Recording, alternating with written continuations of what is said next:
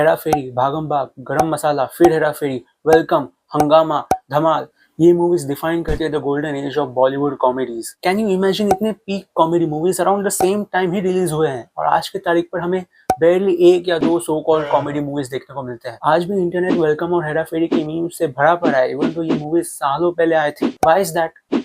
बाबूराव, राजू, उदय Shetty, Majnu Shetty, circuit, ये characters में common क्या है? इनकी रिकॉल वैल्यू। इन कैरेक्टर्स को हम अभी भी याद करते हैं इवन जो ये स्क्रीन पर कितने सालों पहले आए थे। Why is that? Because of their writing. We look and laugh at Baburao Apte, not because वो कोई अजीब से चेहरे बना रहे हैं या कुछ अजीब से एक्सप्रेशन दे रहे हैं या कुछ अलग ही चीज़ कर रहे हैं। We laugh at him because he is human, he is relatable and we think कि ऐसा कोई किरदार रियल लाइफ में होता होगा बाबूराव आफ्टे करके। ऐसा कब होता है मालूम है? इतने मेमोरेबल कैरेक्टर्स, इतने रियल कैरेक्टर्स कब बनते हैं?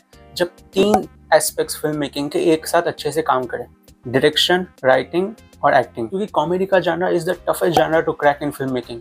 एंड जब ये तीनों डिपार्टमेंट्स एक साथ अच्छे से काम करते हैं एंड उसमें एक्टर्स की अगर अच्छी कॉमिक टाइमिंग हो तो ही इतने मेमोरेबल कॉमिक कैरेक्टर्स बनते हैं, जैसे बाबूराव आफ्टे की तरह।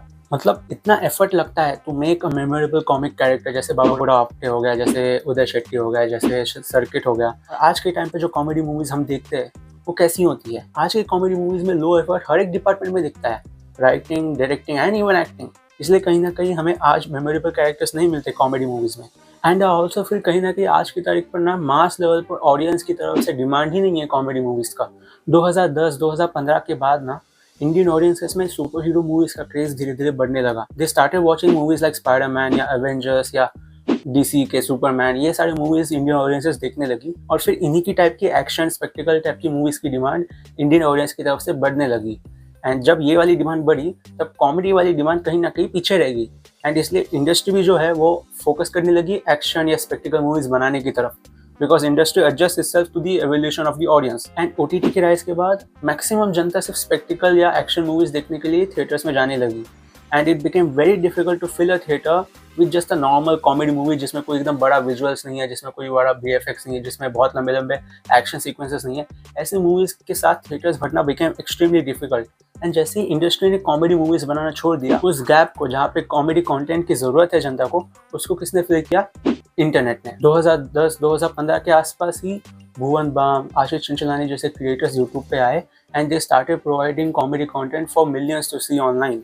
एंड इन्हीं के साथ एक पूरी जनरेशन आ गई कॉमेडी क्रिएटर्स की, जो कि बहुत ज़्यादा कॉमेडी कंटेंट लोगों को परोसने लगे। एक एवरेज इंसान को अगर कॉमेडी कंटेंट देखना है तो वो बस अपने फ़ोन पे यूट्यूब खोल के कोई भी एक वीडियो देख सकता है। एंड देन आज की तारीख पर तो इंस्टाग्राम पर मीम्स, यूट्यूब पर shorts, long form videos, short videos, ये वीडियोस, वो वीडियोस, इतने सारे क्रिएटर्स है जो कि कॉमेडी कंटेंट दे रहे हैं। पर एसेंशियली जो कॉमेडी मूवीज़ बनती है उनका डायरेक्ट कॉम्पिटिशन होता है इंटरनेट के साथ और इंटरनेट ह्यूमर के साथ। और इसकी वजह से ऑडियंस भी बहुत जल्दी जल्दी इवॉल्व करती है, ऑडियंस का सेंस ऑफ ह्यूमर भी बहुत जल्दी जल्दी इवॉल्व करता है।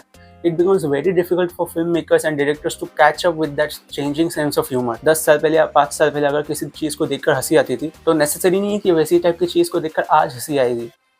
सेंस ऑफ ह्यूमर बहुत तेजी से चेंज हो जाता है due to internet, due to YouTubers and due to the thousands of pieces of comedy content that we have on the internet.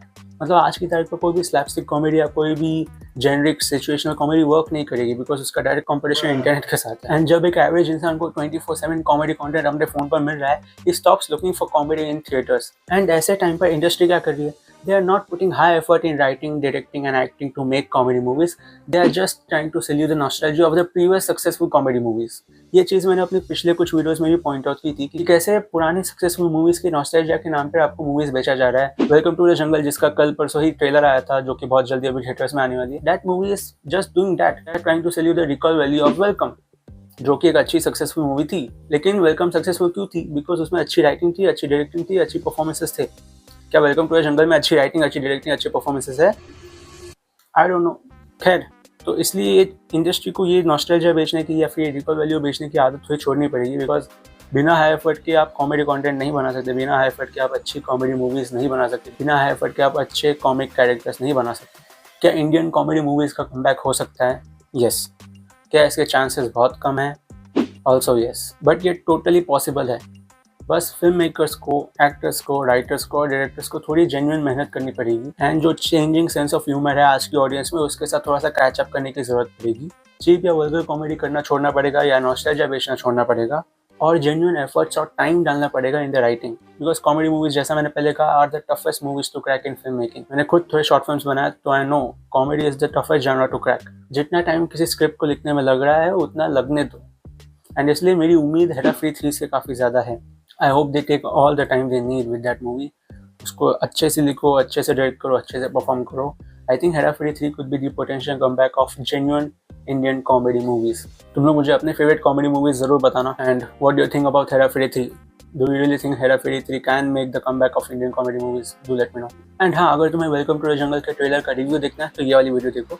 और अगर तुम जानना चाहते हो कि अक्षय कुमार कैसे आज के टाइम पर इररिलेवेंट हो चुके हैं और कैसे वो अपने करियर को रिवाइव कर सकते हैं तो ये वाली वीडियो देखो। और चैनल पर नए हो तो सब्सक्राइब करो, लाइक करो। मिलता हूँ किसी नए वीडियो में। Tata bye bye, take care, तबियत का ध्यान रखो, बाय।